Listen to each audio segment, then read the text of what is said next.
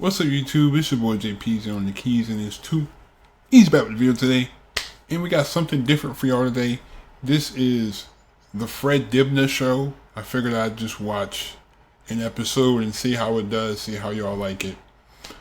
You know what I mean? I think there's 7 episodes. I mean, if y'all like this, well, watch the other 7. If you don't, then hey, you know, we can watch some of the other stuff. You know, just want to throw out some testers. Hope you guys are having a great day today. Leave a like, hit that subscribe button if you're new.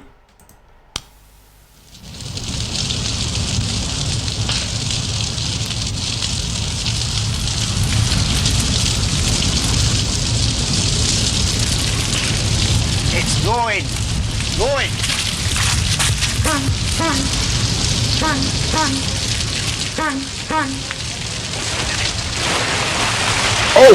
Oh, you better get out the way, brother. Yo, that looks so satisfying, bro.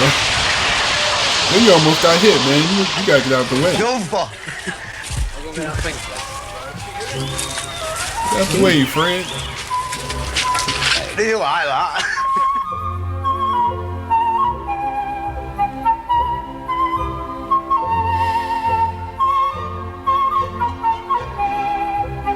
Like, if they had dirty jobs back then, I know he would be on it.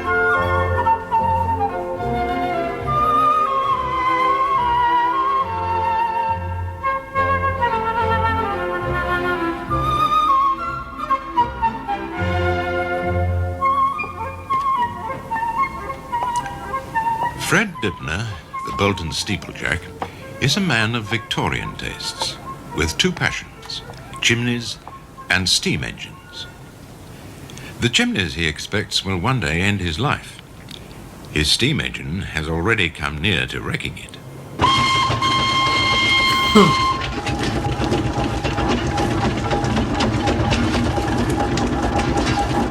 This thing nearly caused me sort of divorce proceedings and much upset, you know. Spend more money on this than the wife and the kids and all it is. He really got the steamroller just out here rolling to the street with the steamroller. Lots of people who I've come to know over the years with the chimneys say you spend too much time playing with your steam engine, you see. And you should come and get our job done. Which in some ways is very true. I have neglected my business and, well, everything really for the sake of this 10 ton of iron. You might have thought that by now Fred had learned his lesson about steam engines. He hadn't. Man, Fred don't care. By any means. Fred do not care, bro. Now that this thing's almost finished, you know, I keep having funny thoughts about buying another one, you know, but next time, you know, it'll have to have springs and rubber tyres, because when you ride along on this thing, it knocks your teeth out if you go over a manhole cover. A tractor, compared with this thing here, you'd just have a little axle under here and 2 wheels on, and like the thing romps along with half the bloody pain.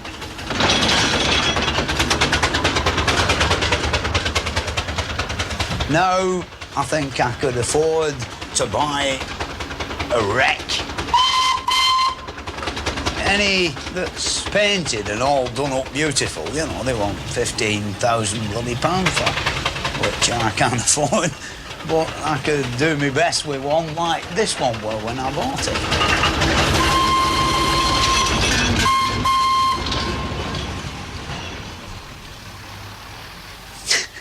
This took 14 years of hard labour. And it were bloody hard as well, you know, like, in that firebox there's 232 holes that I drilled with a bloody ratchet drill. Sort of, I had, like, a bottle of Guinness outside and sort of, have another drink and, kills the pain working this bloody drill. You know, everything appertaining to these things has got to be so old that everybody's thrown it away. And, like, I've now got a grand collection of riveting equipment and machines that'll do things nothing wrong with that. Nobody else has. And so you know, the next one will be a lot easier, you know, it'll only take maybe 4 years, you know, at the same sort of rate of knots that it took to do this thing. Like, my wife wants me to buy one so that it keeps me out the pub. So she'll have me here in the backyard, locked up in the shed. Well, the steamroller we've got now travels, what, roughly 4 miles an hour. And travelling along the road at 4 miles an hour takes an awful long time and it's hard work. Whereas a traction engine goes about 15 miles an hour. And that would be a lot quicker and we'd be able to go to the rallies in our old age and keep on going. We won't pop off on the way. And so, with Alison persuaded of the advantages of a traction engine over their steamroller, Fred now confessed that his aspirations were based on firmer ground than might have been supposed. I know where there is an Aveling tractor, what eventually could have rubber tyres on and it's got springs, you know, you don't bite the end off your tongue when you go over a manhole cover. And I've done some negotiating with the man, but, you know, like £1,000 it were mine and then it went up to £1,500 and then one day when I was drunk I offered him £2,000 and when I was sober I was bloody sorry about it. I know that, you know, he'll never do out with it, you know, and I could make it into a very beautiful engine. And just get the tractor just to get the tractor, bro. You might as well just to have a tractor. Those are fun. Have you know, give it any thoughts, like, you know, my last offer? Well, I thought about it a bit, Fred. You know, it's difficult talking about the money side with somebody you know, isn't it? Yeah, it is. We had this trouble before, back in August when we discussed it. Yeah. Like 2,000 quid, you know, sort of, you know, am I getting any nearer? Yeah, Fred. I was thinking around 2.5 myself. I'll give you 2,003 for it. We're getting rather nearer now, aren't we? We're getting rather nearer. Yeah, I think we could really begin to think around about that sort of figure. I don't know, you know. The more I look at it, you see, and sort of I want it, and then I keep thinking about all the effort that's going to be involved in making it go, you know. I'll be an old fella, I think, by the time I've done that up. No, there's a lot of work's got to be done to it. Oh, it's yeah, going to take a year or two to get that right, yeah. Have you got, you know, all the missing bits, like, you know? Most of them, Fred. Right. You know, come and have a look. Around the back, yeah? Right. Go on.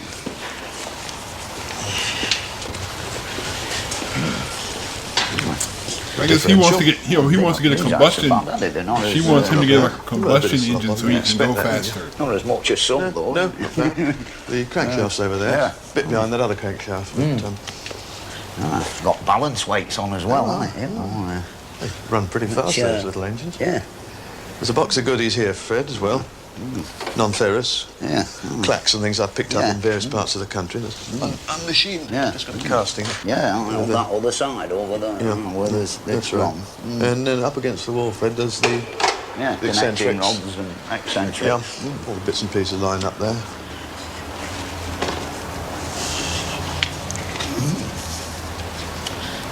What nice brass, isn't it? Yeah, not bad. Well, it come from a county council. They looked after it pretty well.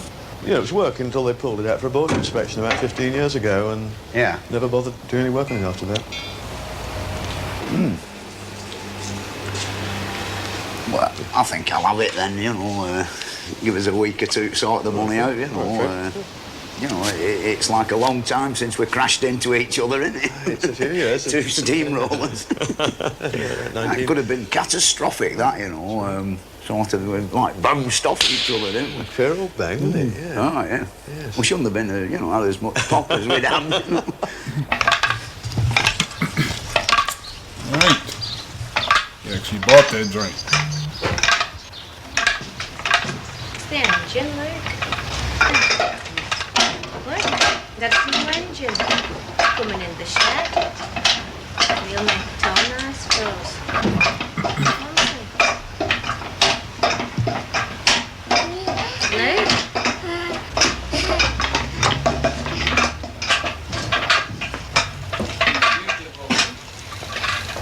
Have you almost done now? Fred, have you almost got it in?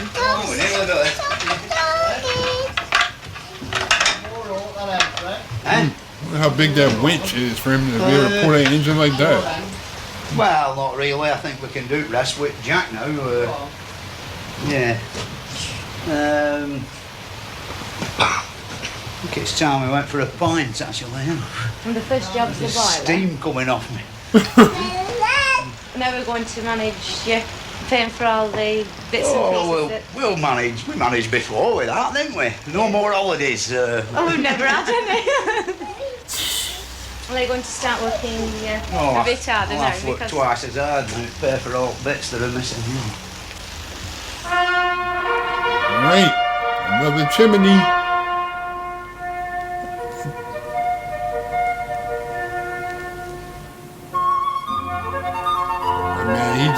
That man Fred lived a simple life. He just wanted his chimneys, his steam engines. I keep looking over there because I'm so used to the camera being over there. But that man Fred, he's simple. Just give me my steam roller, give me my chimney, give me my tractors, my beer.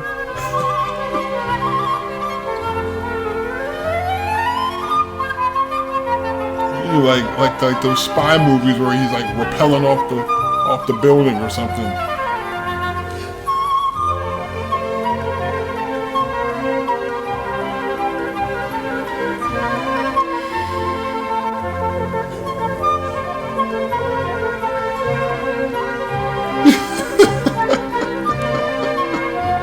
I saw him grabbing for that ladder. It's funny.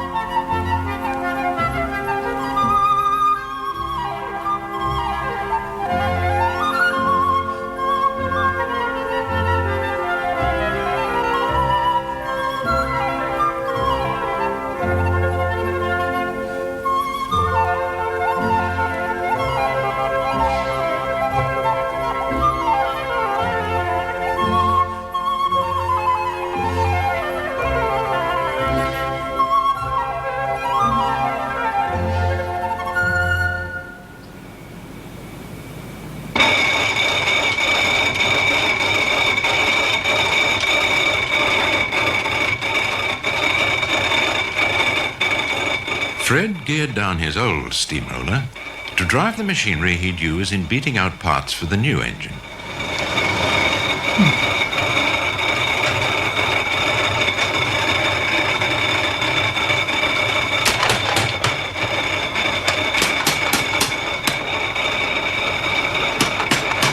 That man got like I work in this shed sometimes till 1 o'clock in the morning, you know, and I like contain me hammering, you know, down to like 9 o'clock. You know, I don't do any heavy blows. You know, I don't like, you know, I respect the neighbours.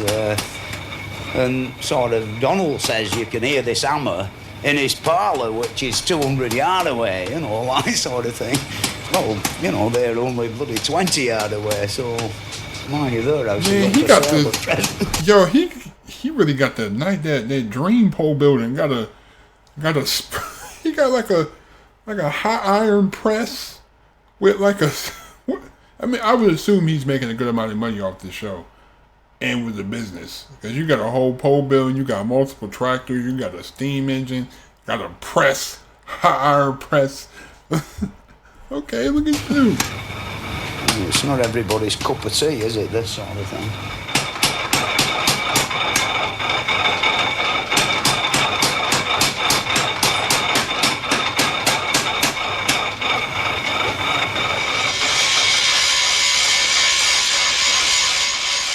You've really got to be, say, a bit crackers, really be dedicated, you know. It kills a lot of men off, you know, and you never see them again, like, you know. I've quite a few friends who've come with a great deal of enthusiasm, and we're going to do this and we're going to do that, and sort of after first nasty winter, you know, boom, it's gone, never to be seen again.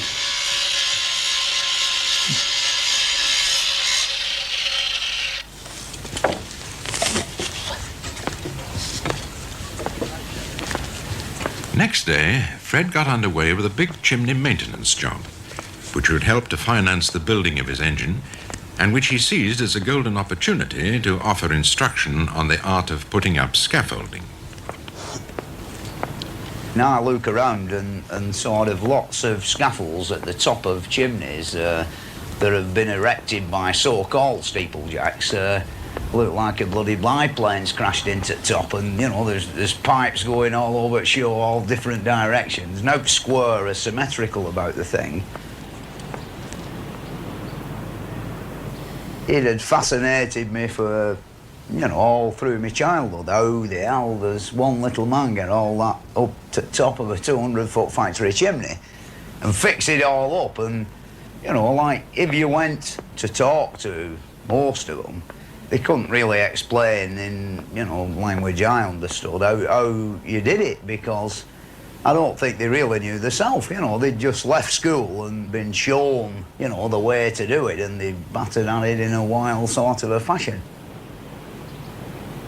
And life went by, and one day I met the man who sort of had been a draftsman, and he'd only ended up in this crazy job through his father-in-law were a bit stuck, who were a steeplejack, and he'd gone help him out, and he was like a bit of a cut above the rest with the grey matter, and he explained to me with a piece of chalk on the cobblestones in a mill yard in Bolton how you put the ladders up and how you put the staging up round the top of a chimney. Man, First thing I've got to do is get my bosun's chair up, and then I'm dangling in a position somewhere round about here on my 3 bits of rope and a little board. I have then got to chisel 4 holes into the brickwork, 6 inches apart in a vertical plane and a couple of foot apart the other way. And the next thing, up comes 4 iron pins or iron dogs. The purpose of these is to support a great bark of timber, which will come up next, you see.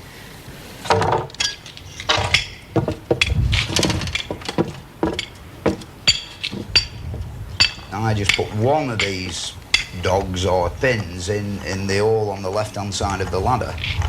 When the batten comes up the chimney, it's tied onto the line that goes from another pulley wheel at the top right down to the floor. It's tied on in a position about 4 feet from one end, and then the rope runs up the side of it, and there's a lashing round there which I can conveniently undo, and then I guide that piece of timber with, you know, Donald at the bottom supporting its weight, and I guide it behind the ladder until I've got it going across here, like it's so. like a platform for that piece of wood to sit on. I see. And you kind of have to have it measured correctly, or else it's going to be kind of like lopsided. Underneath that side of it, 2 more over the top. So then I've got it so it won't go up and down, it won't waddle about.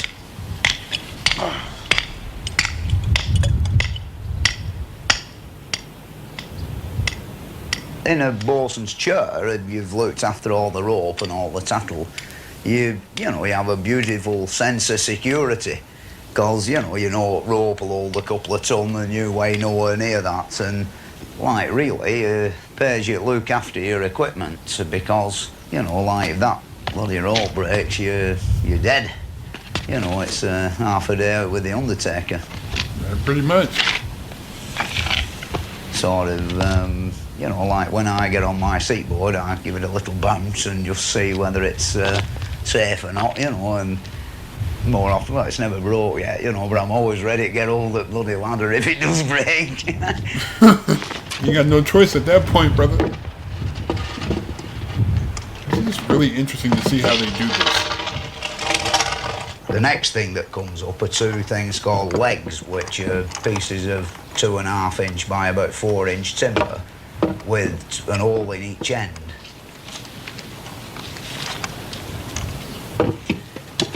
This batten has a series of holes drilled in it, and I then proceed to bolt one on there and one over there, like so. And then I lower myself down on my bosun's chair and mark a suitable joint at the bottom and knock a pin through there and a pin through there. So I've then got that like all braced up quite solid. So it doesn't. So it's not swaying, right?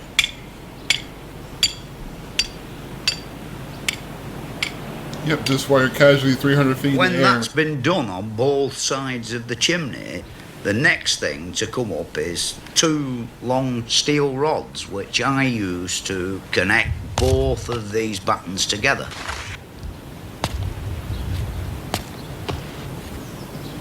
Oh my God! And I've got this big iron rod and I've got to send it over to the far batten.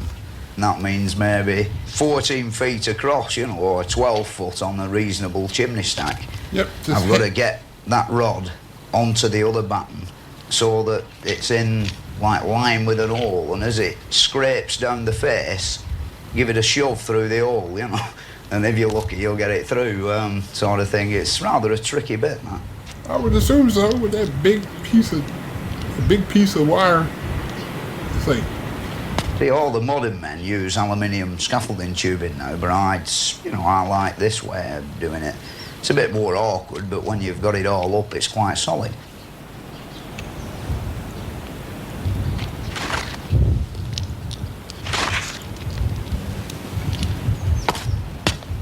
they need to have a 2024 version of this, and I want to see And when what you've type of technology finally got they the have. rods through the 2 sets of holes, then you put the washers and the nuts on, or a few packing pieces, so you can slightly cramp them up round the chimney.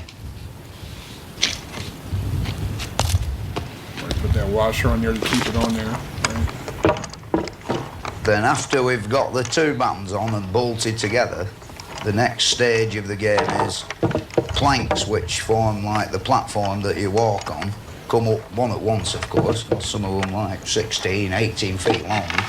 And when it arrives at the top, it's tied on in a special way that when I untie it, I can get like 1 plank across there, like so, and 1 across there,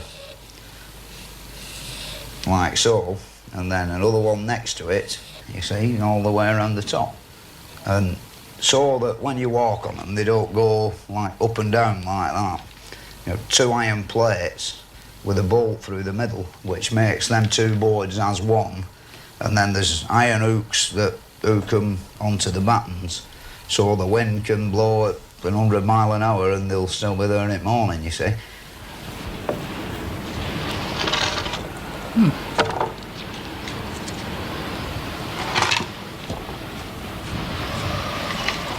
Wind is every steeplejack's enemy, you know, like there's no way that, you know, you get the boards up, and even if you've got to keep it flat all the time, and you've got this feeling that it's floating on the wind, you know, which it really is, and if you turn it sideways on into the wind, it'd have your way.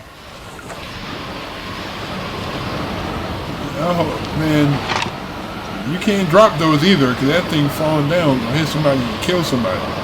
In a wind like today, sort of all the chimneys, you know, you get about 2 or 3 inches swaying about, you know. It's actually all the chimney stacks swaying, you know, from side to side.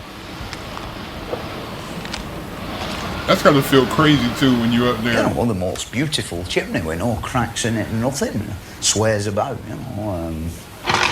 You have that feeling that there's something not quite right, you know, as though you've had about 5 pints of beer, like, you know, you think, you know, there's something moving somewhere, sort of thing, and, you know, it's all the bloody lot going like this.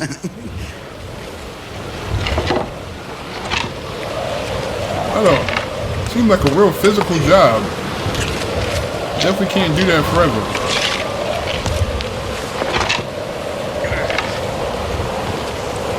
If you're on the windy side of it, you don't feel it because the wind's buffeting you about, you see. But if you go around in the slipstream and sit on the stage nice and quiet and just lean against the wall, you can feel it moving, you know, rocking. Nice. A big gust and you'll feel it go right over, and then there's a bit of a lee in the wind, you feel it come back. It's quite unbelievable, you know.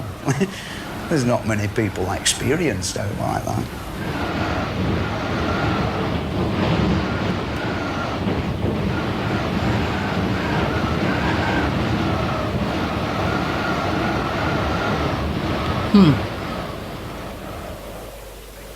When we've got all the big planks in position, on the large diameter chimney, there's a great gap in the corner, so we've got 4 boards called corner boards that fit across the corners, you see, like so. Smart. Which, like, stops you falling through the hole in the corner.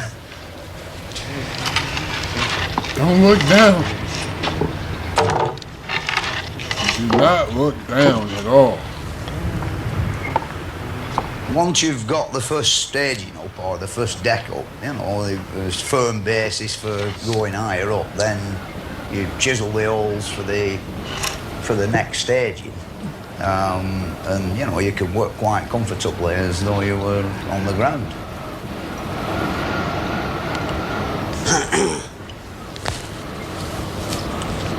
When I've done it, when I've got all the gear up, you know, to me it's a bloody magnificent achievement, you know. You've, like, really got the world at your feet.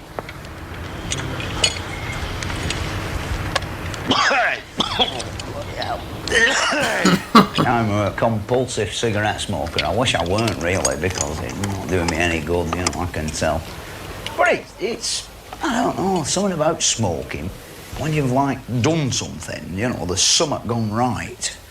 You have to, like, celebrate with a cigarette, you see. And when everything goes right, you see, you're smoking all the bloody time, you know. Terrible things happen some days, like you bend over and you've got them in your top pocket, you see, and boom, they've gone, you know, 20 packet, you see. And you watch it floating down, and more often than not, straight in the middle of a puddle of water, or it'll mill lodge, you see, so you can say goodbye to them, like. But, you know, if that happens, you just, you know, I mean, I'm not going 200 foot down for the sake of a smoke, you know, so I don't bother. More often than not, the matches create a bit of a problem, so signal down to Donald for the matches, you know, like, matches. And he sticks like 3 in the rope, you know, and sort of, if we're lucky, they've not struck themselves on the side of the chimney on road up. Like the wind and the cigarettes, there's a reason again. You light a cigarette on top of a big chimney and it's gone in about 3 minutes, you know. You can see it glowing on the end in the wind.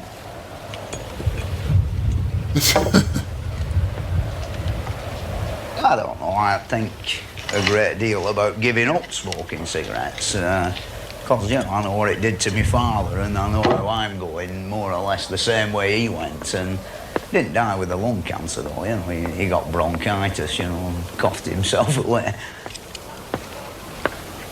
And coughed himself away. Smoking, really, you know, it's a bit of an hazard, but so's climbing chimneys, like.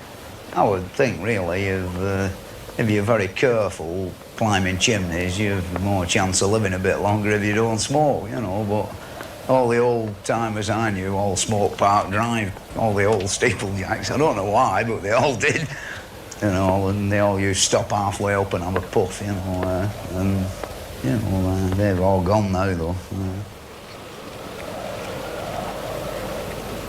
Look at that view, man. That view is crazy. Wonderful sensation is to turn round and put your back to the wall, and so your vision's straight out, and you appear to be just suspended in air, you know, 200 feet up off the floor, and you're like, as though you're just hanging off somewhere up in heaven, you know, in the clouds, which is nice because you can sit there and have a smoke and sort of look about, you know, and survey the land. You know, I think about what I'm going to do with my engine at home tonight and what big problem can we solve. You know, I've solved a lot of problems sitting on tops of factory chimneys.